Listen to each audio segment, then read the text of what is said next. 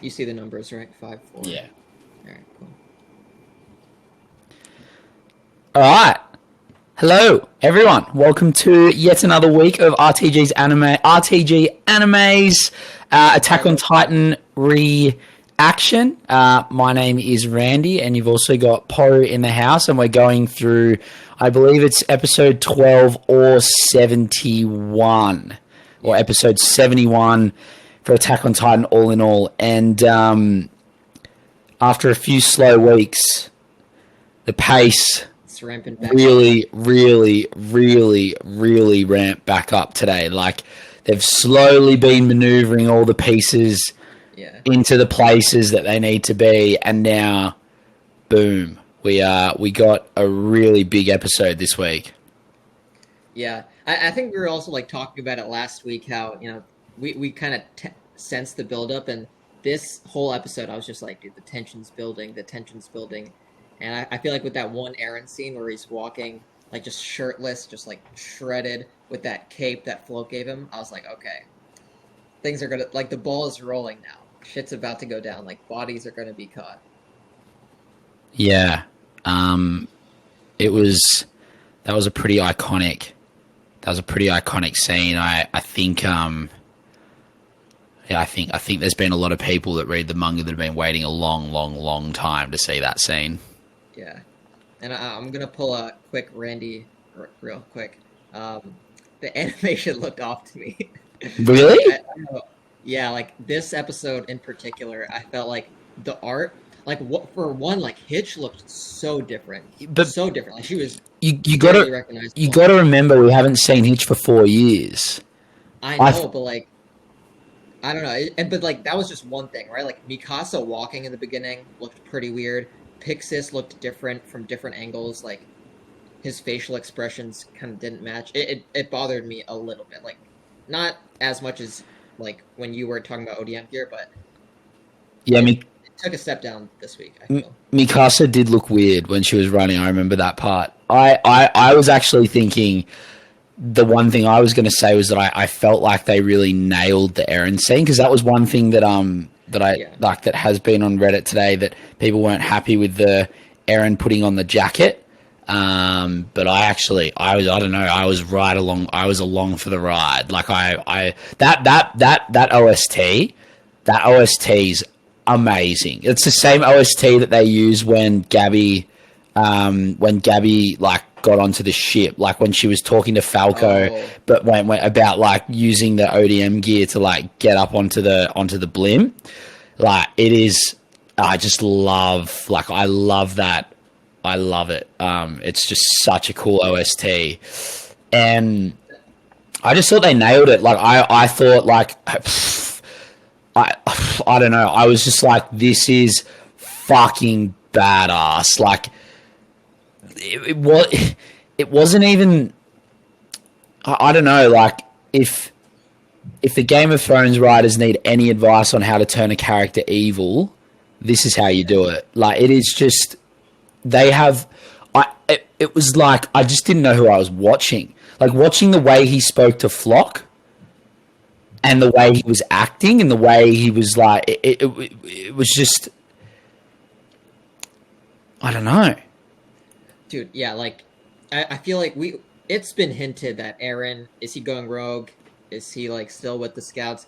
This episode, I feel like, he picked a lane, and he's gone rogue. And I feel like the main indicator for that was Mikasa finally being like, yo, what is Eren doing?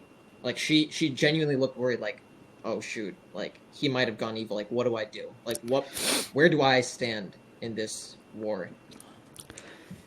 Yeah, it was it. Like, you see her when they say that Eren's escaped, and she's just listened to, like, Zachary tell her that Eren had been meeting in secret with Yelena, and then after that, them saying then after that, like, Zachary getting blown up, and then they're all sitting in the meeting, and then, like, Eren's gone. She's just thinking, what the fuck is going on? And I think to some degree, even I'm thinking that, even though I kind of knew Eren was going to go bad. I've been saying it literally since I reckon since the prequel episode we did. I literally said he's going to turn eight. And look, we still don't really know what the fuck's going on. Like, we still don't really know if he's going to end up evil by the end or not. But I tell you what, like, he just looks like such classic villain right now. I know, yeah. And like, I feel like his whole vibe shifted once he got the memories of the previous, or of his father. Like, he kind of started getting jaded, and now it's like he's a completely different person. Like, him meeting with Flock and like the other Jaegerists, like with the sun setting in the background, I'm like, yo, who is this guy? He's like, his dynamic, I feel like his vibe is completely shifted. And to see kind of like among the core group, like Connie, Mikasa, Jean, and Armin, they all don't know like how to feel about this. Yeah, what was it about Eren in that scene? He's acting like an overlord. Even to Flock, he was just like, is that all? And then, like, find out where Zeke is. Like, not even a hi, not a hello, nothing. Like, we're on fucking business. Find out where Zeke is. Like, he just does not give a fuck. Yeah, and it was so epic how it was done, too. Like, he really does he seems like a Julius Caesar, like, crossing the Rubicon type thing. Right? It's like, he's here. Like, it's happening. And I love the fact that the whole nation is torn over, yo, we support Eren. We're, like, he's our new god. He's gonna lead the Eldian Empire, like the Roman Empire in the case of, like, Julius Caesar. So I'm getting, like, dictator-type vibes from him, but maybe he's right, dude. Maybe he is leading them to, like, the only path where they can all be saved. Which I think Pixis kind of, like, alludes to later in the episode. Well, I thought that was really interesting. How Pixis acted was just, I thought, bizarre to start with, and then I didn't really, and then I didn't. I thought bizarre to start with, and I thought maybe not. As I thought about it, let's go back to the start of the episode. Recap through. We'll come back to this. So, first scene, pretty quick one. I don't have too much on this. It's like we get a cute little Armin, Annie scene, and we see Hitch again for the first time in a long time, in a long time. I don't know, like you said, she looks very different. I don't know what she looks like in the manga by this point, but I think after 4 years kind of makes sense. Like, I think we've just gotten used to everyone else looking old, and we haven't seen Hitch yet. But I definitely, like, Armin probably, I reckon, looks. I don't know. Do you think this is an animation thing or? I don't know. Like, the rest, I could kind of see, like, oh, this is how they, like, grew into this new, like, look.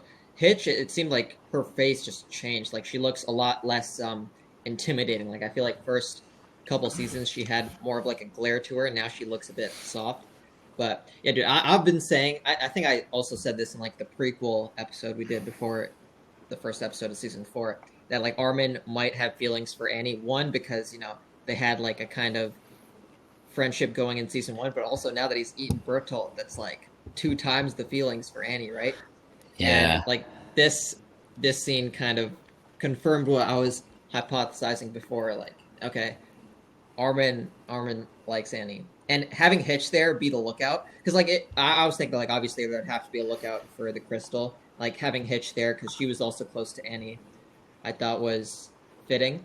And like, last thing about that scene, which I thought was like really funny, when Hitch says, "Unbelievable, you're so popular, and all you do is sleep." I feel like that was Isayama talking to, like, the fans. Like, bro, why do you guys keep bugging me about Annie? Like, she hasn't done anything in, like, so many years.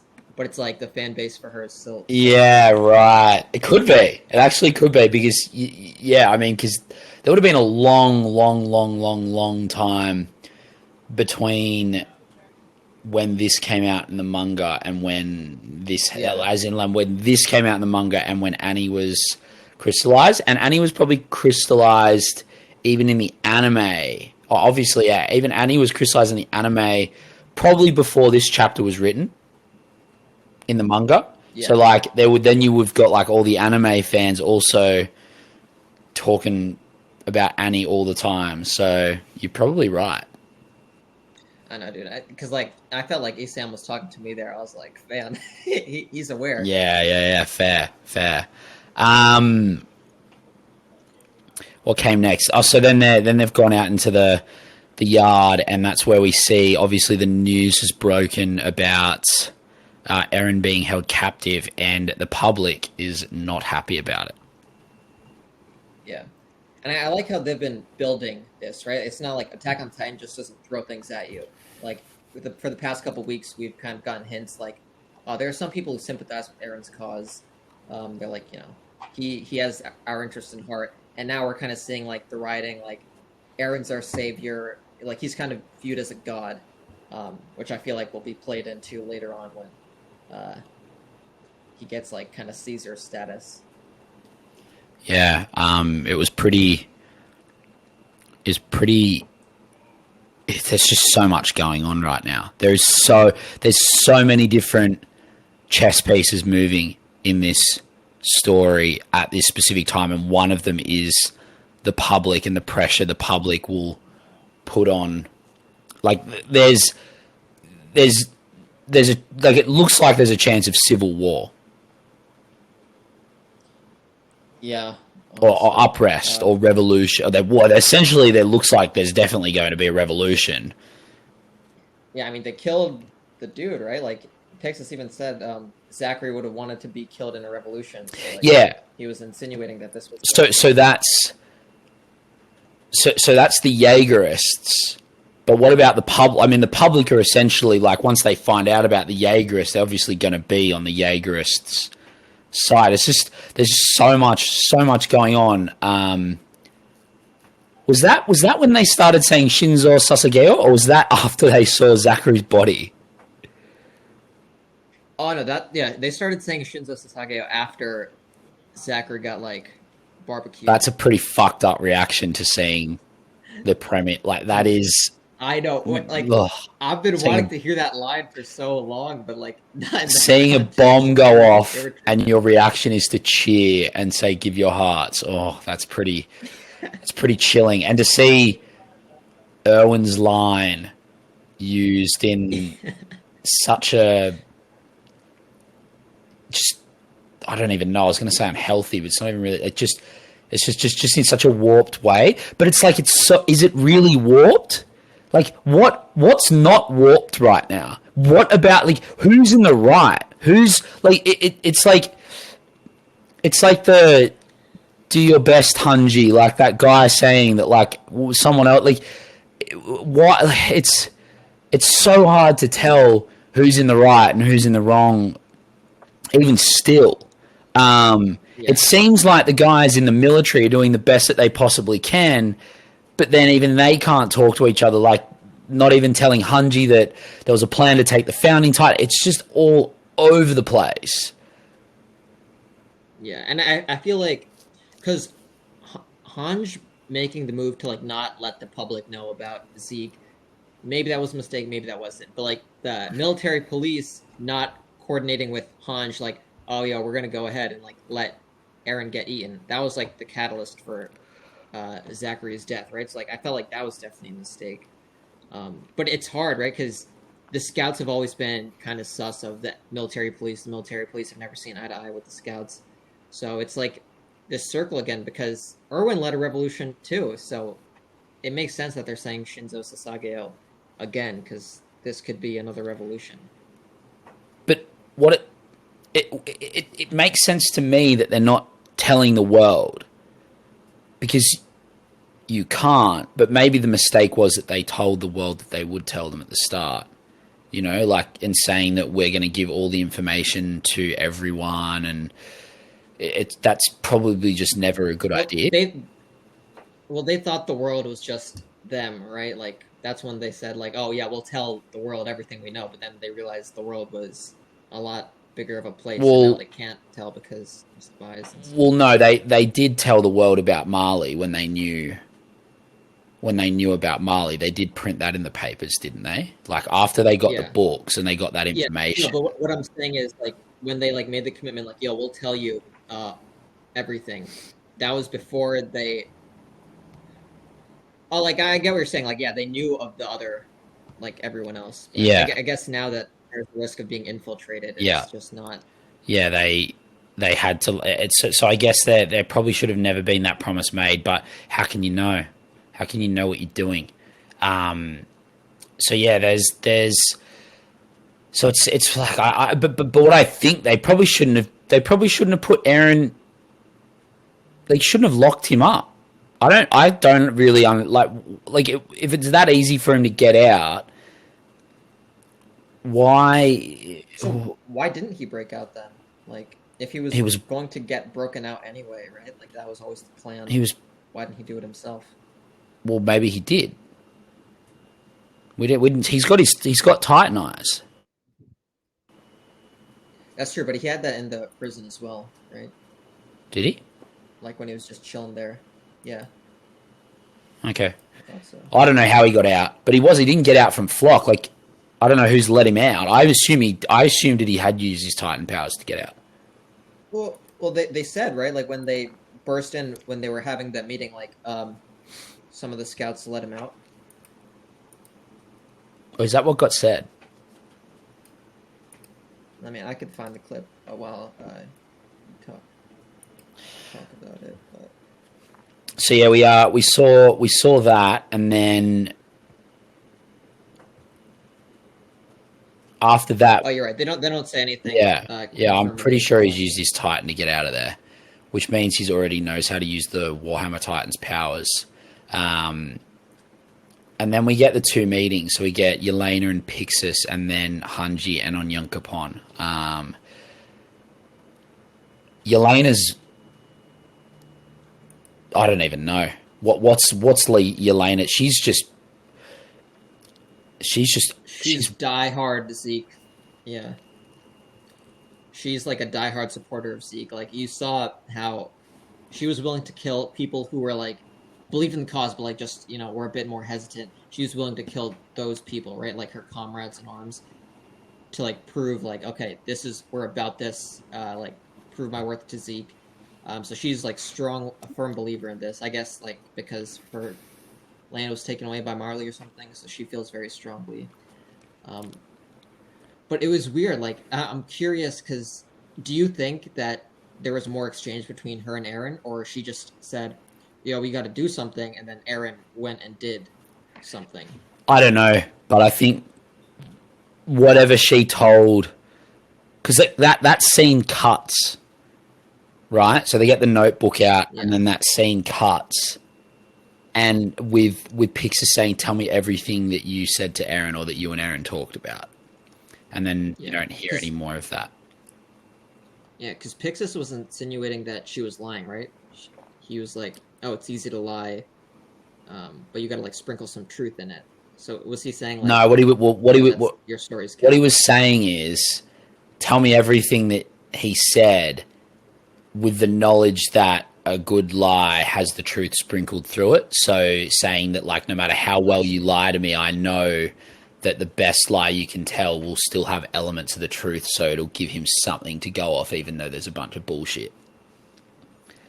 I see. So we then have so there's this chat in which she confirms that she had met Eren and it was just to see his face or something like that. There was I thought that was interesting, and that kind of felt like a little bit of a lie. Yeah, and it's definitely very clear from the way her character has been developed as like she is not loyal to Pixis and Hanj and them. She is loyal solely to Zeke, and whatever she's doing is always going to be the best interests of Zeke. I think she also seems like she'd be loyal to Eren, which makes me feel like it's not that Eren's being manipulated or controlled. It's that they're very much like, how's the crazy like religious overtones? Like you're witnessing history. Like two brothers will reshape the world. Like, oh, she's Yeah, I know that was such an epic line too. yeah. And how are they going to I don't know if reshape the she's world? yeah. I mean, if they destroy it, that's reshaping, right? I don't know if she's loyal to Eren though, right? Like I think she's loyal to Eren because Zeke wants to save Eren, right? Like that's what he said in season 3. I want to help you. I want to save you. So I think that's why, because Zeke's interested in him. I don't know if she's invested in him. If you look at how she acts every time she sees him, she's totally like. I think she definitely sees Zeke as like maybe the primary, but I definitely think she sees the two brothers as like inseparable links. I don't think she's looking at Zeke as up here and Eren as down here. She's definitely looking at the two as like the two links to the chain that need to be together. Yeah, I see that. And then we find out that she didn't even tell any of the other volunteers about this meeting. Yeah, like she says that, and then we go to Onyan Capone. Maybe I butchered that. Onyan Like Capone. he has no knowledge. Yeah, he has no knowledge of what Elena did. What was with Hanji's face? It looks like they're a couple, right?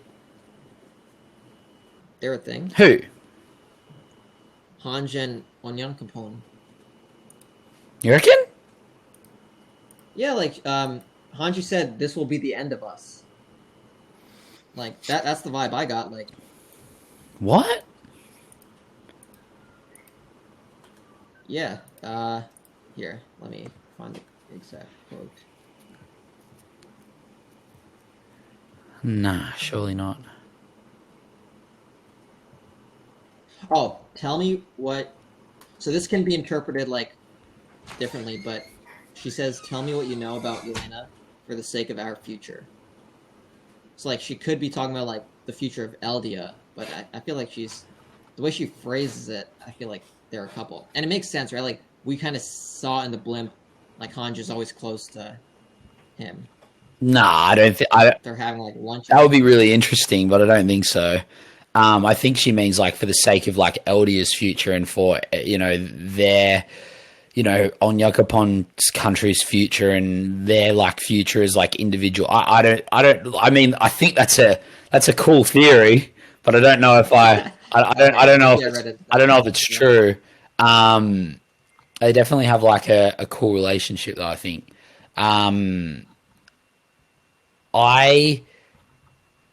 don't know I don't know. That was just such a like weird Hanji thing. But it was interesting that he didn't know. So if he didn't know, what is your like? So what's Yelena doing, and why is there like now two separate factions in the volunteers? I don't think there's two separate factions. I just feel like Yelena probably has more responsibility, right? Like she's the leader. So, and like this is kind of like a flash forward, but we learned that she's been placing Marleyans in different like unique jobs throughout Paradise. So seems to be the one in charge in Eldia carrying out Zeke's plans. So her meeting with Eren, just covert. Maybe the volunteers would go too close to Eldians, right? As we've seen, like Niccolo, he's kind of close to the Eldians now, so maybe she didn't trust her own people, her own volunteers. But weren't there some? But he's a Marleyan, so weren't there some other volunteers that are not from Mali, and they're like properly like in the crew? It adds this element of like, was it actually like, do they look at all of the other volunteers as expendable, and actually it was just that like they just needed them to come over to help build the port and stuff, but really they weren't given any information, and Yelena was just the like it feels to me as though they've just used all of the others as pawns. Yeah. Maybe. I feel like they probably had some notion of what was happening, but I'm more interested if Yelena and Flock had any kind of like corroboration. Because last episode, Pixis was saying, oh, like Yelena moved here and Flock did this.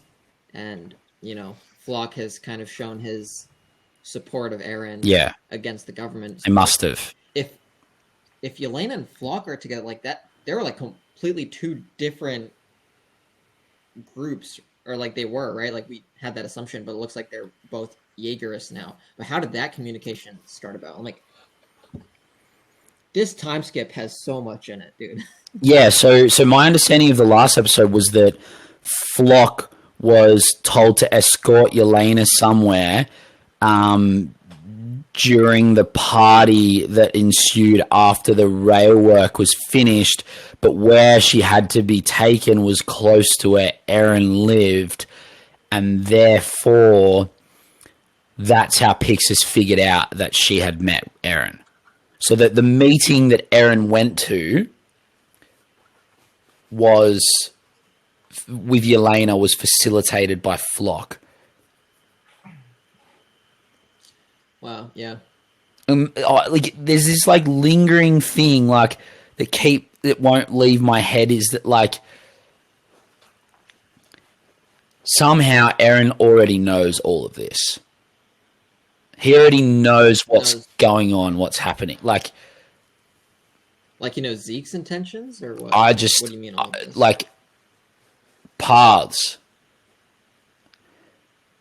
Oh, so he knows everything. He knows everything, which makes it easy for him to figure out if Flock's going to help him, which makes it easy for him to and essentially makes the meeting with Yelena completely useless, like Yelena was saying. But it just it like the way he's acting now fits the description of someone who knows everything in a way, of this like kind of dark, like almost like the opposite of the guys that had like the when the royal family had the founding titan, they became this like very reclusive, quiet, we're not going to take action and we're not going to talk about anything, we're not going to explain anything to anyone kind of people. And Eren's kind of become the same thing, except instead of kind of resonating light through it, it kind of resonates darkness, and he is willing to do something about it because he's not bound by the king's oath. But he looks like a dude who knows more than a dude should know. Yeah, it's curious that you like brought up the other founding titan holders. Like once they know everything, they just kind of resign themselves. Like there's no point in explaining my knowledge to other people. Like it's better to just take action or not take action ourselves. Well, they can't take action though because they're under the king's oath. Yeah, those guys can't take action. Yeah, but it's like I'm more interested in like why they never explained the information, right? Like I don't know. But it's like, why would Flock get so addicted to like worshiping Eren 3 years ago before he even did anything? Like, because end of season 3, he still had beef with the squad because they decided to revive. This was only 10 months ago. The timeline is confusing. That's why you're getting mixed up. It was only 10 months ago that he introduced Yelena to Eren.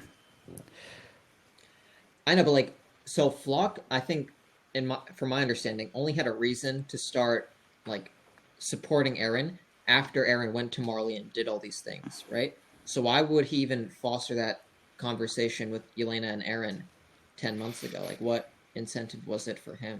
Well, he obviously believes in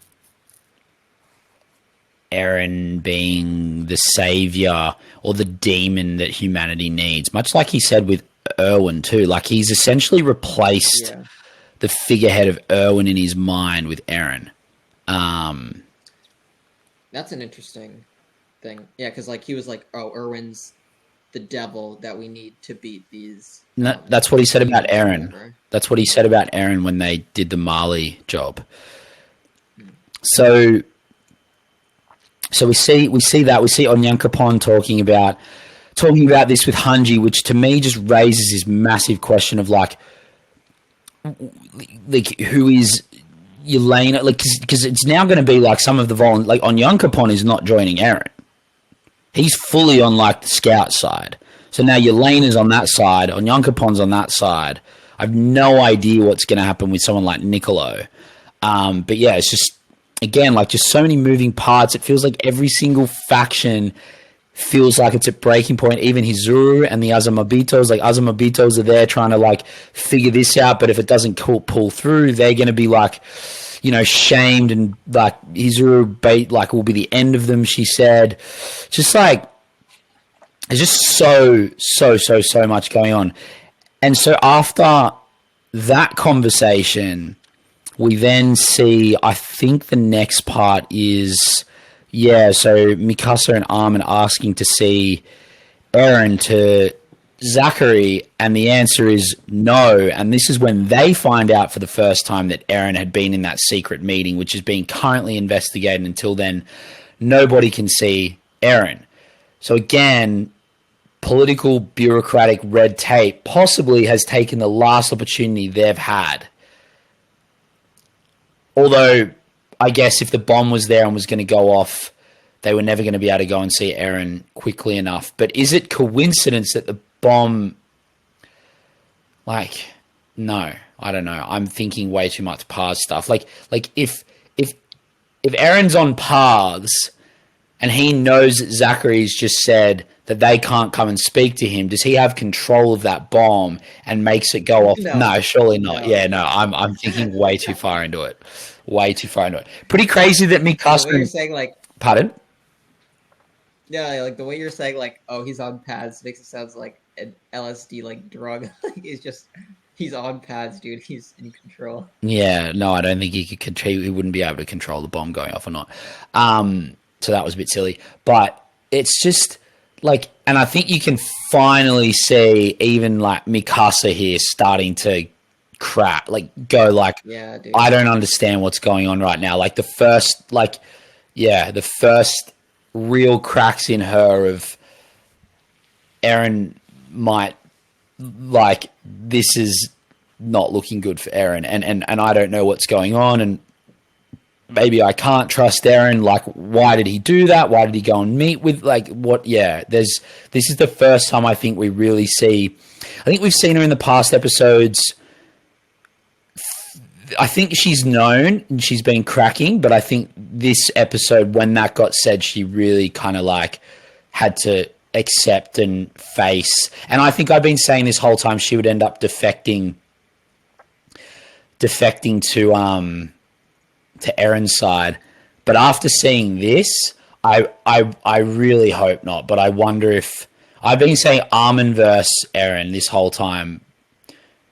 I really hope there's not a Mikasa versus Eren. Dude, yeah, like while you're saying that, I was thinking, like, how poetic would it be if Mikasa was the one to just off Eren? Like the person she's... Oh, that makes so much sense. X years, like if she just was the one to take him out, that would be insane. That makes so much sense. Oh my god. Oh my god. I don't want that to happen though. But yeah, like honestly, I just wanted Eren, Armin, and Mikasa to like have that conversation, because we haven't been inside Eren's head in so long. Like for the first 3 seasons, it was like we were in his thoughts, we knew what his drives were, and it's so weird now seeing him take this direction but not knowing what incentivizing him. Yeah, it's even more jarring because we got so much of his emotions in his head to start with, and now it's just it's literally it's like a different person. Yeah. So the bomb goes off. We then see everyone out in the courtyard saying Shinzo Sasageo, which we've been through. That was jarring as well, seeing that term used like that in front of someone who's just died. Mikasa and Armin nearly get caught up in it, which is actually probably a good thing, at least for Mikasa, because that's... Otherwise, I think they probably would have been locked in cells. Yeah.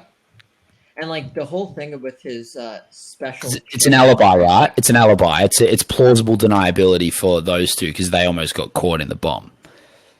yeah. Um, but yeah, so like they talk about his special chair that like a bomb was placed in it. So if the bomb was already in the chair, what were the three recruits doing? Like, were they the trigger? Were they just? They were dropping the chair there. They took the chair there. Oh, okay. So the chair only just arrived that day, I which see. is probably what Eren was waiting for to break out. Yeah, maybe. Damn. So how well was this plan thought out? How far ahead? Because no one told Eren anything. So unless there's paths, this had already been pre-planned since before the attack on No, Marley. no, but like, not this. I feel like the. So you know how the other people were imprisoned, like those scouts that were with Flock. Like, I feel like there are ways to get information to Eren, especially since they've infiltrated pretty much everywhere. Well, then they've been. Yeah, I guess there must have been. There must have been. Oh, and like they broke out the other two, right? Who were with Flock that were arrested. Was he? Yeah, they Were they there with they him? got out, but they weren't with Eren. Eren walked to meet them, which tells me that Eren didn't Yeah, break them out or they didn't break Eren out. So there's obviously that's there is true. there are a lot of people who are Jaegerists who we don't know about yet. But let's get there in a sec. So we get this badass scene of Eren walking up the hill towards Flock and just being totally dismissive of him when he gets there, and he just looks like kind of a psychopath. Yeah, dude, a badass psychopath. Yeah, and we get He that goes in and amazing scene. yeah, He goes in. and it's like the power dynamic is like immediately established, right? It's like, all right, you guys go find out where Zeke is. Like, I'm calling the shots now. Yeah, yeah. Which He. is yeah, It felt pretty monumental. Like watching it, I just for the first run through, particularly the first run through, watching it just felt like it felt Eren felt just so different. And I haven't I quite know. figured out except for the fact that he's like kind of turning evil and all this, but there's something that I can't quite the way it's been done, the way the story's been told and the way this is all played out has just it had like a goosebumps feel to it. Yeah, and like when this moment's happening, they cut to like Mikasa's face, and she's just looking like so shook with despair, and it's the best thing because like yeah, this episode was when Mikasa broke, and yeah, Yeah. Yeah. And even Armin's like, I'm sure he'll understand. I'm sure he'll understand. It keeps cutting back to them and we just have to talk to him. And it's like really like, it's playing out in like a way better Anakin Skywalker. Like it's playing out like a way, way, way better, like the good guy turns evil than something like the way that they played out, Anakin turning into yeah, Darth Vader or something like that. It's like this is so well done. The story has been so well told over such a long period of time, and even now, as the end game approaches, they bothered to take like 4 episodes to set this up, and they took all that time introducing Marley, and they took all this time to like slowly build up this thing, and like we haven't seen Zeke move. He's just been reading for like 5 episodes. I think it's only been a day or 2 days since like they took Zeke to the forest, but it's all happening really quickly, but it feels like a slow burn. But then everything just happened this episode. yeah, and like what you want to talk about the next scene then? Jaegerists. Yeah, We have Jaegerists. what a great name. Sounds like a cult. Yeah, Sounds like a um, cult. dude, and like I saw some people on Reddit like also kind of like talking about this, but like Pixis is just a beast. I was saying it like a couple episodes ago. Like Pixis needs to take charge, and it looks like he has. It was Hanj versus this military police dude who we saw in like seasons 1, 2, or 3, or one or something Niall, like that. Erwin's friend. Yeah, him. Erwin's friend, old friend from Aaron's friend. school. Yeah. Yeah, and there was going to be like there was suspicion like, oh, Hanj, how can we trust you? Because a lot of the Jaegerists were from the scouts, right? Eren is from the scouts, and like Pixis just comes in, the chess grandmaster that he is, and just says, we can't fight each other, and honestly, we can't even fight the Jaegerists because who knows what a civil war will lead to now. So it's better to just surrender to them rather than to like fight them and get it our way. Which I thought was like insane. This is why I want to know what Yelena told him. Because you don't see Pixis for the rest of the episode, and then all of a sudden he's walking in like, we should surrender. Like, what does he know now? Yeah, true. Does he know? Does he know what Yelena knows? And does Yelena know what Zeke and Eren know? And what the fuck is that? Because it's every single person that seems like they know this thing that might not even be a thing. Is every single person's doing something like that doesn't make any sense. Like Zeke has bailed on Marley and is going like, and Zeke's obviously the instigator of all of this, but why? Like, what does he know? Who's instigated this from Zeke?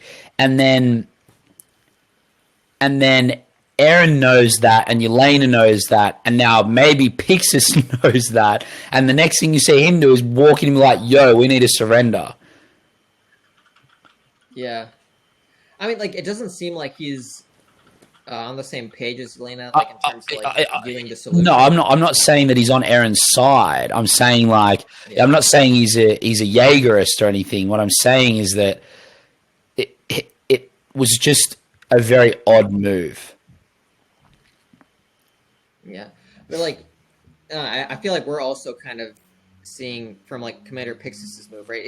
It's not worth trying to, like, fight the Jaegerists, right? Like, and all they want to do is just have a test run. He still wants to be able to control the rumbling. He sent out like, make sure Eren and Zeke do not meet up. So I don't know that Yelena told him anything completely groundbreaking, because I feel like anyone with the knowledge that we have would come to that same conclusion. Right. And so he also says that they need to protect Queen Historia and Zeke at all costs. And they've gone to get the 3 scouts who have been delivering supplies out to the forest, which makes me feel like maybe it's been longer than 2 days. But my guess is that those supplies are going to those 3 might have gone missing. I know, dude. And like, it's hard now because the scouts have to be mostly new people, right? Because the rest of them got killed, and they all none of them are like battle tested veterans. They could all be like Jaegerists for all they know, so it's difficult. There's definitely we have there's definitely a lot more Jaegerists still in the military. A lot. Yeah.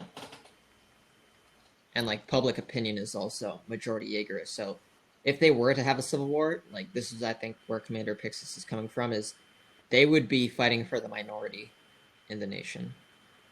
So, question or thought bubble.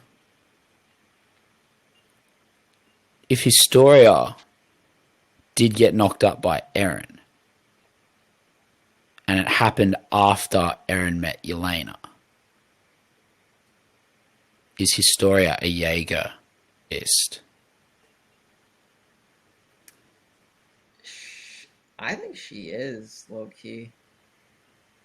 Right, because she's the queen. I feel like she would have some sway on people's opinions. So, like, if she was anti-Jaegerist, she should have said something at this point, right? Like, pregnant or It's not. very, very weird that they've taken her out into, like, this faraway place, and they're like, yeah, I don't know. I don't know if we're right and it's Eren's kid, and Eren knocked her up after he met Yelena and before he went to Mali, which sounds like the timeline makes sense, then where did that come? I think there's not just like a romance between them. I think there's like a clear strategic reason for both of them that they've done this, and we don't understand what that is. But yeah, I know I'm now building essentially a house of cards, because I'm starting to build assumptions on currently unfounded assumptions to try and piece together everything. But yeah, what Historia surely does not have Eren's child. Maybe without being on his side. Yeah, I feel like for her to agree to that, like she would have known. And or has she just been fooled? No, surely Eren hasn't taken her for a ride. Yeah, I don't think that's the way. That really wouldn't make sense with their dynamic. Yeah.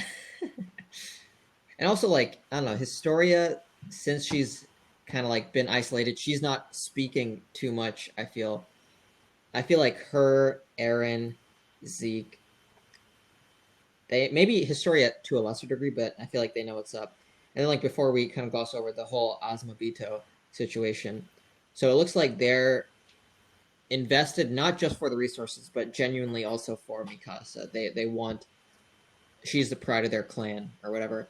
And I don't know, I feel like if I were to make a prediction with how they're gonna tie around, I feel like at the end, when the dust is settled, that clan is gonna be in control of a major player, like either Eldia or Marley. I feel like they're going to be in like a powerful position. So the Azumabitos will be. But there's Hizuru, which is the nation, and then there's Azumabitos, which are like a wealthy family. Is Mikasa from the Azumabitos, or is she from a different family that is also like the wealth and royalty, the royalty of Hizuru? No, I think Hizuru is just where the like Azumabitos resided. I think she's Azumabito and then Ackerman. Like those were her two things. Right, and so she was like raised. So the Azumabitos were like the royalty of Hizuru, and then with everything that happened in the Great Titan War, they weren't anymore, which is why now the Azumabitos, instead of being royal, need to just like run around and grub for money. Yeah, and I don't even think they're originally from Hizuru. I think they were kind of forced to go around and kind of like scatter. And like what I'm thinking right now is like the real world parallel is like I think those are the Jews. Like they kind of got scattered. They like have been in different locations, and because like did they say they were originally from Hizuru? I thought they were originally from Marley, and then they were like persecuted or something. No, I don't think so. I thought the Azumabitos, they're like clear. They're the Orientals. They're essentially the Asians of the world, of like this world, of this law. So I think they're actually from Hizuru, and they ruled Hizuru, the Azumabitos. Maybe I'm trying to remember. We should theoretically be able to remember. I think all of this was explained. But yeah, I mean, I know Mikasa should be the ruler of Hizuru. I just don't know if her mum was an Azumabito or if the Azumabitos have come and have realized that Mikasa was of, whatever family but royal descent. But yeah. I feel like they'll definitely have like a play later on, and they will be kind of like in power with Mikasa at some point. That's really interesting. That's my prediction. Yeah, right. And so I thought that was interesting. You said the Azumabitos because I thought what you were saying is they might defect from Hizuru and then just like take over Mali or something. But yeah, no, I get what you mean. They would be in cahoots with Hizuru, as in like they are a part of the Hizuru kind of like continent or nation.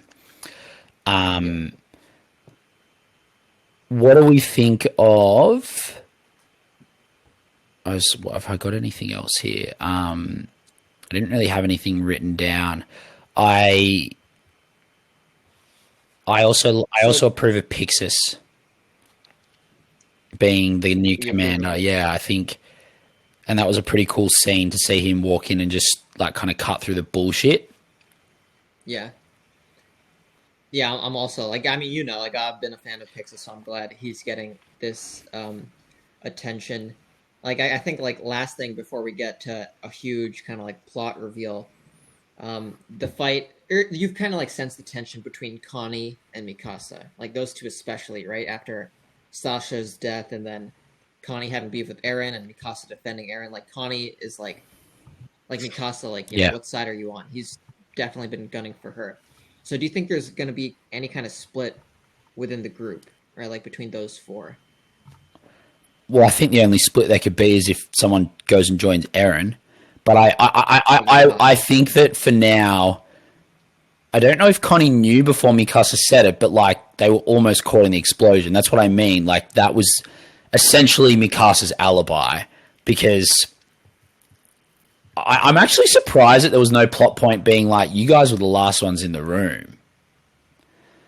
But I guess there's enough trust in Armin and Mikasa that they wouldn't do something like that. But yeah, no one kind of said, you know, like no one. And Mikasa told Connie right after, like Armin and I almost got caught in the explosion. Like, why are you asking what side we're on? Yeah, well, that's what I mean. Like that's almost the alibi. But also, like it makes sense. But what I also thought would have made sense if someone accused them of planting the bomb, but no one did. Yeah. But yeah, I think given that they nearly got caught in the explosion, like if that bomb went off, you know, 2 minutes earlier, like Armin and Mikasa are dead. So obviously they weren't involved in that happening at the very least. So I think that kind of, that might have settled that a little bit. At the very end here, we see Peak. For how the hell did she get there so quickly? Yeah. She's not fucking around. Because it's been a few days, dude. There's no way it's been like more than a few months. Like we've been following Gabby and Falco and like Zeke and them lot. Like it hasn't been like months or anything. There hasn't been any time skip. It's been like max a couple of days. Could have been. So yeah, I would say anywhere up to 2 weeks since they've gotten back from Mali. Yeah. So I don't know. Like, did they just walk in and kind of chill, or I have no idea. Because one thing that before, like, sorry, keep going. Yeah, like before they had Eren and the scouts monitoring the docks, making sure no one showed up. Obviously now they probably don't have the resources for that. So did they fly? Did they walk? Did they swim? Like, what did they do? I have absolutely no idea how they got there, and I don't think we're supposed to know. What I do think, though, is that meeting we saw at the end of last week's episode between Margarth and the Warriors happened the day after Mali got. So I think that was a back time skip. I think we lost a little. Like we've probably. It feels like it's happened really quickly, and it has happened really quickly, but maybe not quite as. Yeah, I think there's been some time. Well, you look at how like cooked Gabby looked in the cell before she broke out, and I'm just trying to think. I can't remember how many nights we've like officially seen pass, but we've got at least one. I reckon it's been at least 4 to 5 days, and obviously it's not as far to Mali as we think. They've probably got a ship. I don't think they've flown a blimp over to the island, but like theoretically, like the cart Titan could, like if she got to a dock or she got dropped out of a blimp somewhere in like kind of obscure, cart Titan has, I guess, the speed and the endurance in her Titan, and plus like bipedal, like she would be the one that would be able to get there quite quickly. Yeah, I mean, I don't think she like transformed into a. She might have though.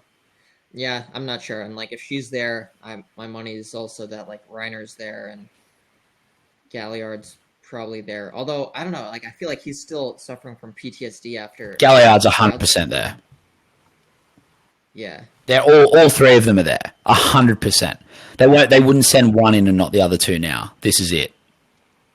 Yeah, true. So basically, it is all about to go down. Yeah, like the next episode's the Children of the Forest, right? So that's when we were talking about like a couple episodes ago, the Zeke play where he transforms everyone into Titans. Is our theory at least. Before we go to the next episode, what is the significance, do you think, of the restaurant and of the Marleyans working in odd places? Like my kind of understanding from it was they could do things like covertly, like restaurant. It's very easy to poison food. It's easy to control these things. So when we see Niccolo with that bottle of wine a couple of episodes ago, everyone instantly thought like, oh, he's going to kill those guys with poison. So maybe that's a strategic advantage for the restaurant. But then he didn't kill them. Yeah. And so what was that bottle of wine? Right? What was that? Well, we see the bottle of wine in the preview, right? So yeah, it's coming. I don't know what it does. Oh, maybe it like has something to do with converting people to Titans. Maybe. I don't know. Like Titan serum. I have no idea. Absolutely no idea. If it's not poison, right? Because like the guy didn't drop dead immediately. Then what else? What if Niccolo told him use this bottle of wine because he didn't want him to use the bottle of wine he was about to pick up, which was the point? Like, what if there's like a bait and switch where it was actually we thought that wine would be poison, but it wasn't the one that was poison. It was the one the dude nearly picked up, which is what Niccolo needed to keep for whatever the fuck is about to happen. Yeah. Yeah, it could be. This is, I don't know. I think. Yeah, I'm honestly not sure. This is big brain stuff. I honestly I can't quite get my head around it. I was actually just I tried to write a list before of like all of the moving pieces that we've got at the moment. So we have the military, which is essentially like the government of Eldia. And also like within the military, there's Pixis, who may know or may not know something a bit more than everyone else. You've got the Jaegerists, and within the Jaegerists, I just can't figure out why Yelena's gone rogue on the rest of the volunteers and done her own thing. And then also, like, what is going on with Eren? Like, what's his thing? And then we've got Zeke and Levi in a completely different place. And then we've got Mikasa and Armin trying to work out what is Armin, Armin's thinking, what can I do to fix this? But what can he do to fix it? And then with Mikasa, it's like, which way is she going to go? Like, how is she going to respond when she sees Eren? Like, will she side with him? Where is that going? And then you've got the Azumabitos who are just there, and then they're pulling Mikasa their way as well. Then you have a very, very, very unhappy Eldian public. And then you've got Gabby and Falco being with the family of the person that Gabby murdered. And the scouts who know them are on their way to that restaurant where Niccolo's also. And then you know that the warriors are also on the island. And then the entire planet is planning an offensive against the island. I don't know. What is it going on? Like, what is happening? Like, there is so much going on right now. There are so many moving pieces. And you know what? Like, that's where, like... And this isn't even everything. Like, there are still more races and stuff. Yeah, but, well, they're all planning the offensive. They're all, like, teaming up with Marley to plan this offensive. And then you've still got, like, the Reiner, Eren subplot. Like, you literally have... every single thing. Like, what is anything Yeah, to then do? you literally like, but these are just all the currently live. Like this could be very critical to the next Yeah, episode. Like, yeah, yeah. And if you think about it, like Mikasa and Armin are like one of the most powerful duos, right? Like they should be able to impose their will on pretty much anyone. So I'm curious, like they could be a better duo than Mikasa and Eren, honestly. yeah, but well, the point I think the point for me there is like they've also got two very different decisions because Armin won't irrationally side with Eren, so he's trying to figure out what to do. Whereas Mikasa just looks totally emotionally torn over what, like, Yeah, who, like, what to do and who to side with, and this and that. I mean, they're going through two very different processes. yeah. Dude, I'm worried about the squad, man. Like I think Sean is probably safe, but like Connie, I don't know what's gonna happen to him, man. Because if he's very clear anti-Jaegerist, I feel, and I feel like there's gonna come to a point where he's very high on my not safe list. Highest on my not safe list, like Not highest, but like he's high. Like I think Commander Pixis and Connie have bumped up this episode because like Commander Pixis taking charge. We know in Attack on Titan, if you're important, you're risky. Like you could die. And with Commander Pixis taking charge, he's pretty high. And like Connie now, the rift growing in between Mikasa and Armin, because I still feel like Mikasa and Armin are safe, so that puts Connie at risk for me. I who's the top of your unsafe list right now? Top of unsafe is probably like who do I think is going to die next, or who do I know is going to die at some point? A combination of the two. Who do you think is odds on to die at some point soon, but may not be the next? Um, I think, dude, I don't want to say Levi, but I kind of do want to say Levi. I think Levi is probably very risky because of what we think is going to happen with Zeke and him spawning Titans in the forest. I think Levi's fucked. Dude, don't say that, bro. It's gonna be so sad. If, bro, he better like not just. I want people to like witness his death if he goes out. Like I don't want him to just go out quietly in a forest somewhere. Like I want his death to be the most meaningful death in the series. But I don't know if they'll have the time to do that because it's very clear that the momentum is going to start picking up. So like if Levi drops, then like more people might drop. Commander Pixis might drop. Connie might drop. Hanj, I think she's still safe right now. Onyan Component, I feel like he's pretty risky. Yeah, you could be right there. I think the next 4 episodes. Oh yeah, there's 4 more left now, right? Shit. There's absolutely no way they're finishing this off in 4 episodes, but the next 4 episodes, I don't think we're gonna have. I don't think we're gonna have another slow setup. Yeah, it's going to be like an insane cliffhanger at the end of the 4 episodes. It's just, do our characters live till the next core, or are they going to end it like very, like tragically with just like they kill off a few characters? Because I feel like if Levi goes, they're not just going to stop with Levi. I feel like it's going to be like a kind of like Star Like a Wars red wedding. like a red wedding type thing where like several people go. If I would, if I owned a house, I'd bet my house that Levi's not alive in a month's time.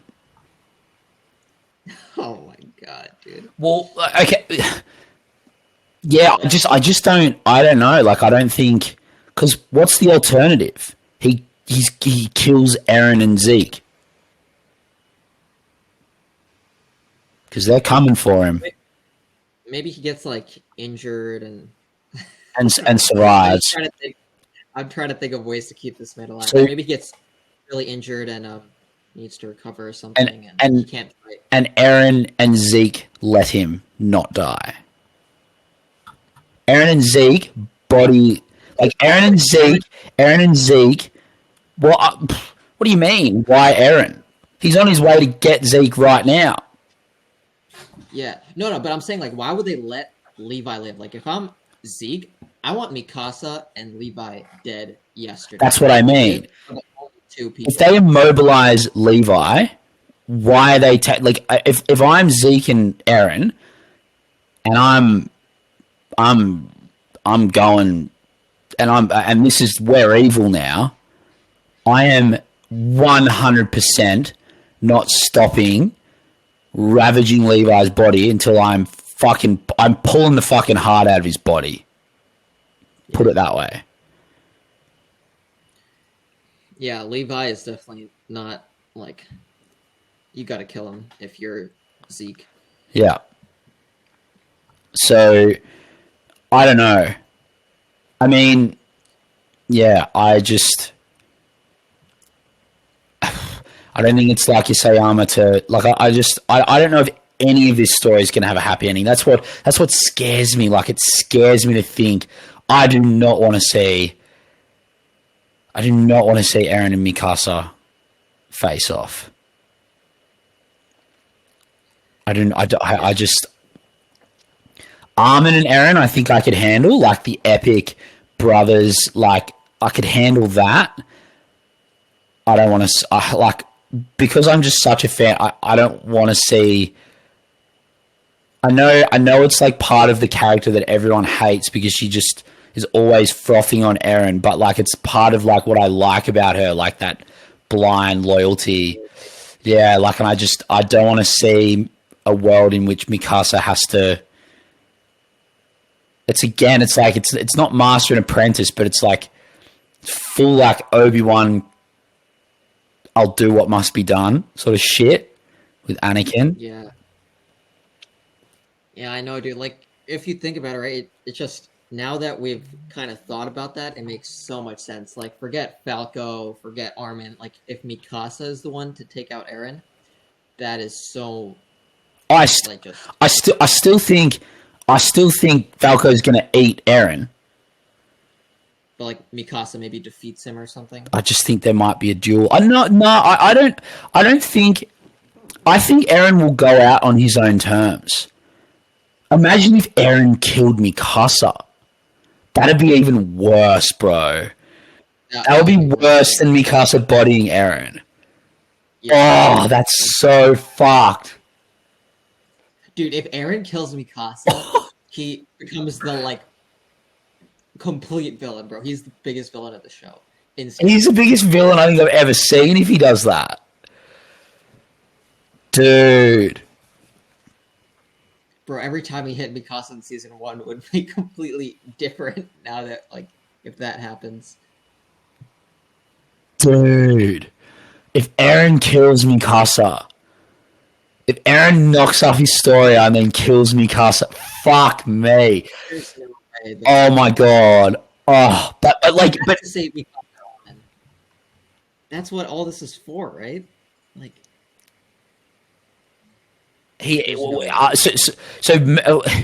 imagine.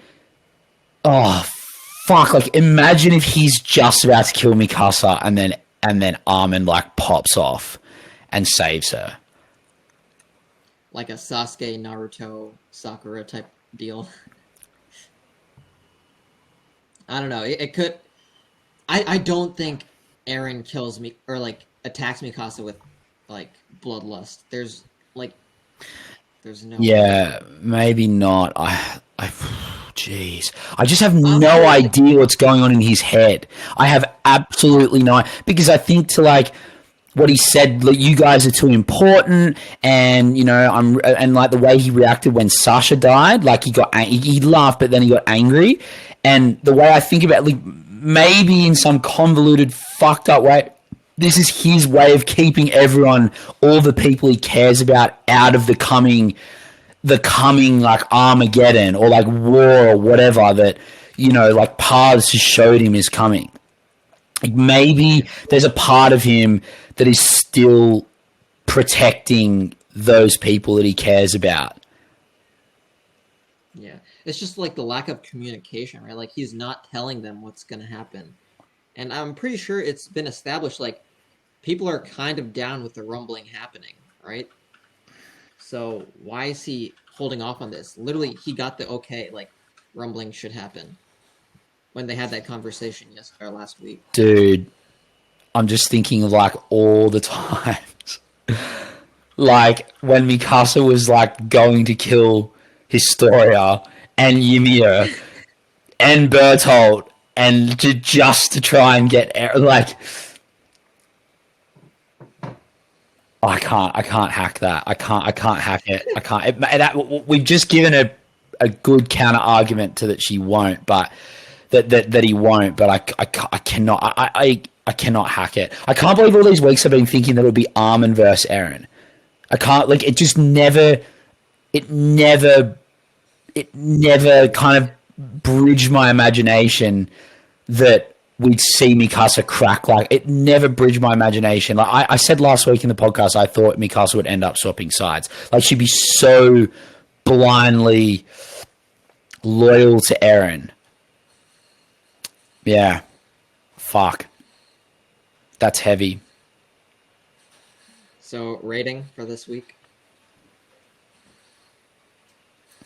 I can't give it a 10 because I think next week's going to be a 10. I'm giving it probably an 8.5, maybe. It's in the 9s for me. It's definitely. I know. How much did the animation affect that score? It like probably bumped it down 0.5. Yeah. I just felt like there were so many weird moments where like there was this one moment where everyone in the room, like Commander Pixis and like the rest, all just furrowed their eyebrows at the same time. And I was like, what are you guys doing? And like there were too many times where Armin and Mikasa were shocked. And it's like, bro, it's not that shocking. I just felt like there were too many moments like that, which felt like the characters didn't feel like themselves. And I felt like that was an animation thing. Right. It might, but some of the stuff that you're talking about might have been like straight from the manga panels too. Like that's the point that's the point I wanted to make about Hitch. Technically, Hitch could have changed so much in the last 4 years that's what she looks like now, and that's how it was depicted in the manga. I haven't seen how she's depicted in the manga, so I mean, like, I'm not doing it just because it's like, oh, like if the manga was the same way, I'd give the manga like an 8.5. Yeah. It's just like the vibe felt different to me, and yeah, I definitely think there was sometimes it looked like Pixis had a huge head, and sometimes it didn't. Yeah, and I do remember the Mikasa running scene that you were talking about. For me, I was just stoked that I really felt like I love that OST, and I really felt like the scene with Eren just hit like it just. I was watching it and just going, dude, like this is epic. And when I'm thinking like that, it means it. Yeah. So for me, that part hitting, yeah. But I because I was actually thinking like Mappa's really stepped it up. I know, like the Eren moment, the Mikasa, like her facial expressions, and Zachary getting blown up were all like probably 10 out of 10 moments for me. But it's like the rest of the episode, I didn't feel too strongly about. And also, like I know it's building, it's still building for me. So next week is 9.2 for me. 9.2. Yeah, I mean the fact that next week's is titled "Children of the Forest." Fuck. Titans will be born. Oh, God, dude. Yeah. Yep. So who knows? And also what happens when John and Connie get to the restaurant and see Gabby hanging out with Sasha's parents. Dude, that's so fucked up. Bro, Connie on site, dude. It's hands on site. But then what I think is going to happen is going to be Connie gets fucking pissed, and then somehow Sasha's dad calms it down. I think Sasha's dad will forgive, and I think it will be like one of the final bridges, and then through his forgiveness he'll be able to settle Connie down and Jean, and then Connie and Jean, maybe Jean more than Connie, might be able to like forgive. And then I think this might be the final nail in the Gabby coffin. And at this point, then you've got like, where do they fit into this now? Because yeah, I don't know. Like I definitely see like the dad kind of being the one to start the forgiveness and being like, listen, I already know, or like some type like sage wisdom that he's gonna spew. But where does Gabby and Falco fit into this story now? Because the way I thought was that like Eren would kind of turn evil, but he didn't really turn evil because he's the one. Like the way that I always thought Eren would turn evil, but then the way this story's gone is showing that like he wasn't evil. He just lost his. He lost his ability to feel emotion and care in this like knowledge of the weight of the truth of the world on his shoulders. And I thought there was going to be some convergence between like Zeke, maybe someone like an Armin, an Eren, a Falco. Like, I think Falco is on the good side, put it that way. yeah, definitely. And I get what you're saying. Like, how do they tie in? Like, here's the thing, right? I don't think they do another time skip, right? So, if Gabby and Falco are staying as kids, how much can they really do in the war? Like, aside from like a few kills here and there, and I feel like Gabby is probably nearing her limit with how many like lucky kills she can get.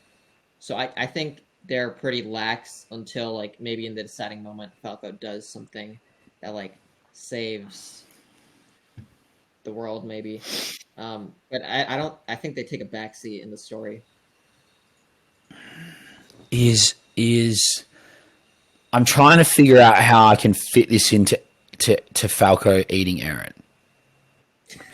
That's what I'm trying to do. God damn it. Because at this point, I really felt / feel like Eren will go out. Like I thought at the end of the day, even though Eren is going rogue and doing all this stuff, he still wants peace for the world. And to me, it makes sense, given everything we'd seen, particularly at the start, given the ED and all this stuff, that like Falco could be the one that Eren like kind of chooses as his successor to like promote the peace of the world. But I can't figure out how any of Eren's actions now relate to the peace of the world. I don't understand what he's doing. I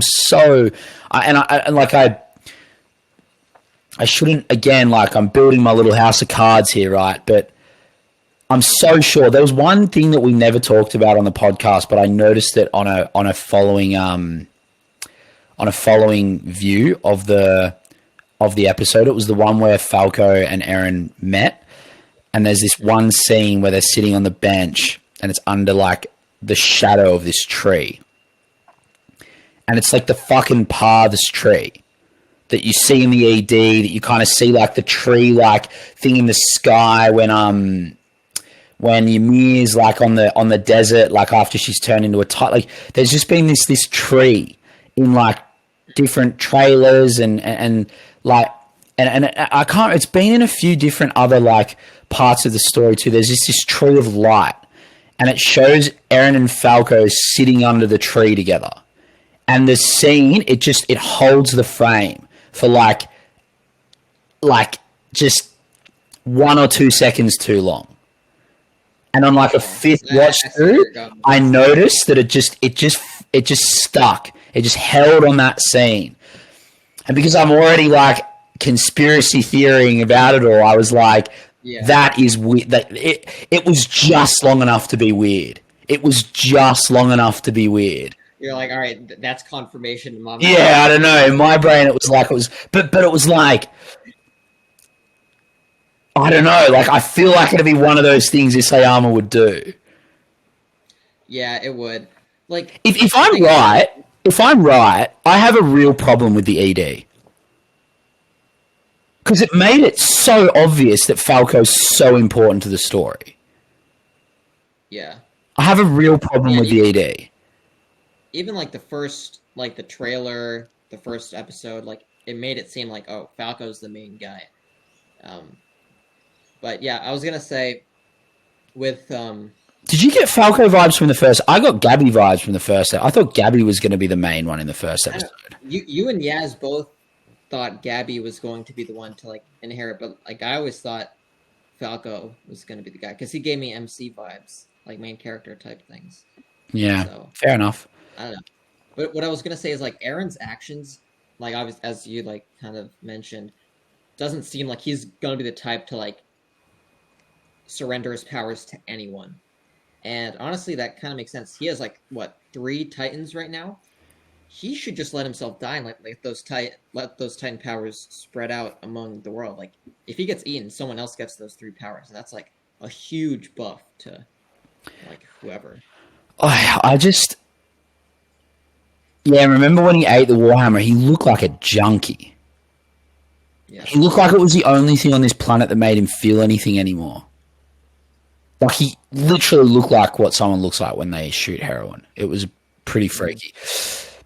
So now my brain is starting to go, okay, wait. So did Gabby and Falco end up coming to the side of the Scouts? And then does he eat? I fucking have no idea. I have absolutely no idea. I'm so confused. Genuinely, like the missing piece is what Eren's doing. I know it's what's happened to Eren that we're kind of hovering around, and we can't figure out why he's on this program. Because if we work out that, then we also know what Zeke said to him, so we work out Zeke's game. Yeah, I mean, we like I think predicted from the beginning, right? Zeke's the most interesting character. He's like the most mysterious. From like episode 2, we were saying that, and it's kind of been proven. If we know what Zeke's thinking, we know the show. I feel.